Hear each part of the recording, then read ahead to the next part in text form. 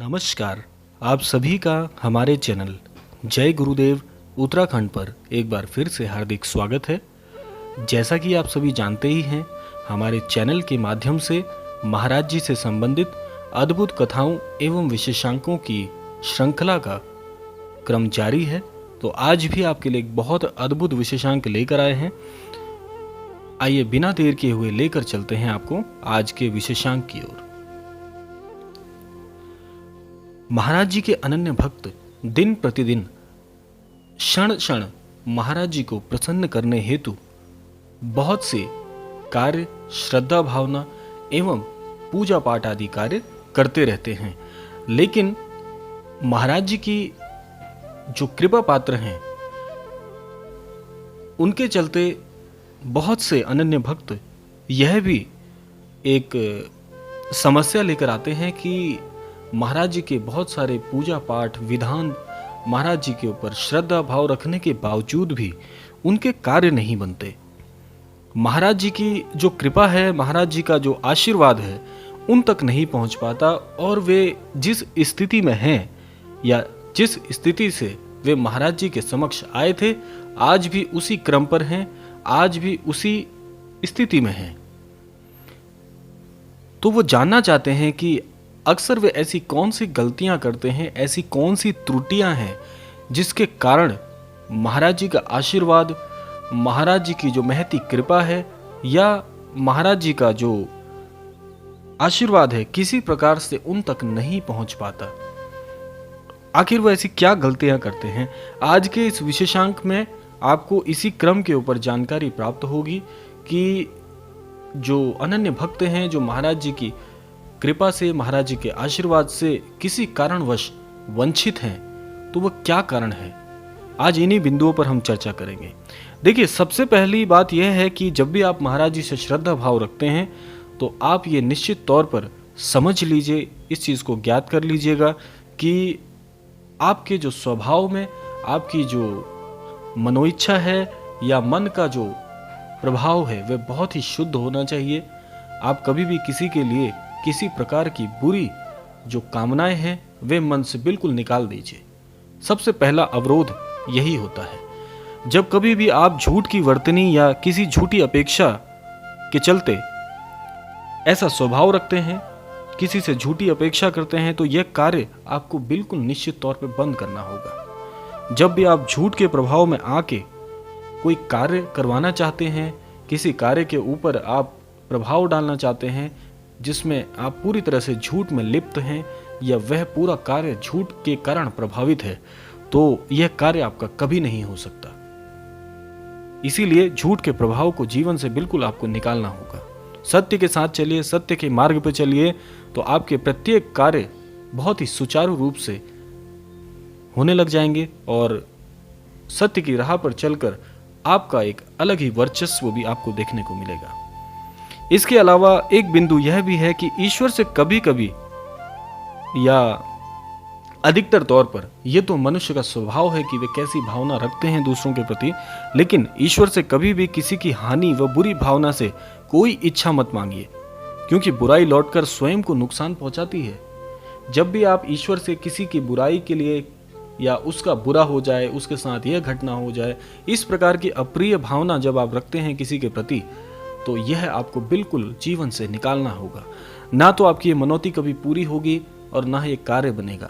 अगर आप सोचते हैं कि मेरा एक कार्य क्यों नहीं बन रहा, वह इसलिए नहीं बन रहा है क्योंकि किसी का बुरा करके किसी का अच्छा कभी नहीं हो सकता। आपको भावना बिल्कुल स्पष्ट, साफ और एकदम भावना इस प्रकार से रखनी होगी कि आप कभी किसी का बुरा ना सोचें। इसके अलावा एक बिंदु यह भी होता है कि चमत्कार की कामना या अचानक लाभ की अपेक्षा कभी मत करिए कि जीवन में अचानक कहीं से इतना सारा धन आ जाए, चमत्कार ऐसा हो जाए, अचानक से मेरा एक कार्य बन जाए।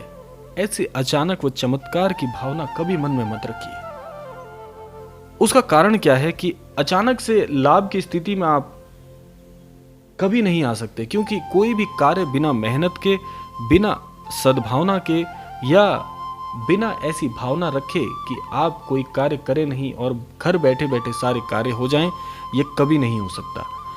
आप कभी भी महाराज जी से कुछ मांगते हैं, आप देखिए हर कोई व्यक्ति, हर एक प्राणी चाहता है कि उसके जीवन में सभी प्रकार से सुख समृद्धि का आगमन हो, लेकिन इसके चलते वह सुख समृद्धि की जो चाह आप रख रहे हैं, क्या बिना मेहनत किए ऐसा हो सकता है? ये आप भी जानते हैं। तो ईश्वर से, महाराज जी से सदैव आप मेहनत, सद्भाव व परिश्रम की कामना मांगिए। आपके लिए सही मार्ग एवं मार्गदर्शन आपको अवश्य प्राप्त होना प्रारंभ हो जाएगा। क्योंकि मेहनत की इच्छा जो करते हैं, जो मन में ये ठान के बैठे हैं कि मेहनत से सारे कार्य करने हैं, मेहनत से धन कमाना है, मेहनत से सद्भाव लाना है, तो मेहनत ही आपको ये सब कुछ दिलाएगी और इसमें सबसे बड़ा ईश्वर का जो मार्गदर्शन होगा वही आपको प्राप्त होगा। तो आप यह मांगिए। इसके अलावा किसी भी प्रकार की, जैसे आपने देखा होगा कि आज जो आधुनिक युग है, इस आधुनिक युग में बहुत सारे धन कमाने के अलग अलग तरीके आने लग गए हैं। तो किसी भी प्रकार की लॉटरी, सट्टेबाजी व बुरे कृत्यों के लिए मांगे जाने वाली प्रत्येक मनोकामना कभी पूर्ण नहीं होती। उल्टा आप ईश्वर को नाराज कर रहे हैं, आप महाराज जी को नाराज करते हैं इस प्रकार के कार्यों से, क्योंकि ये कार्य कभी भी, आप इसको एक स्वभाव से भी समझ सकते हैं, आप इसको धार्मिक प्रवृत्ति से भी समझ सकते हैं कि प्रत्येक धार्मिक ग्रंथ में इस प्रकार के कार्यों को कभी भी सही नहीं बताया गया है। तो इसलिए आप ईश्वर से, मैं आपको एक व्यक्तिगत यहाँ पर एक सुझाव देना चाहूँगा कि ईश्वर से आप सदैव मेहनत की कामना मांगिए। आप एक अच्छा सद्मार्ग मांगिए कि आपको एक सन्मार्ग की ओर ईश्वर लेकर जाएं। महाराज जी से यह मांगिए कि आपको मेहनत से संबंधित कार्य मिलें, आप धीरे धीरे करके आगे बढ़ें। तो आप इस प्रकार से जब मनौतियाँ करते हैं महाराज जी से, तो अवश्य आपकी मनौतियाँ पूर्ण होती हैं।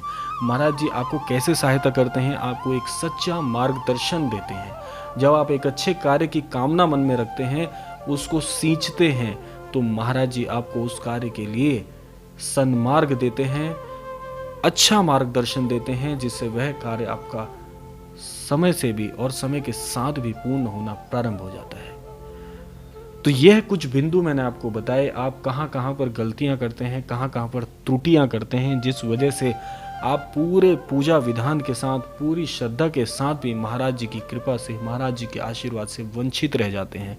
तो आज से, अभी से इस प्रकार के जो कार्य हैं, मनोकामनाएं हैं, उन पर अंकुश लगाइए, उनको ठीक करिए और उसके बाद आप महाराज जी से कामना करिए।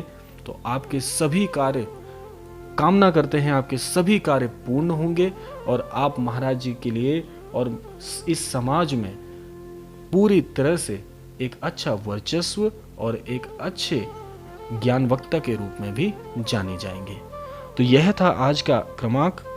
आज का क्रमांक आप सभी के लिए एक अद्भुत विशेषांक के तौर पर लेके आए थे, ताकि आपको भी इस प्रकार की जानकारी प्राप्त हो, जिससे आप महाराज जी के और नजदीक हो जाएं।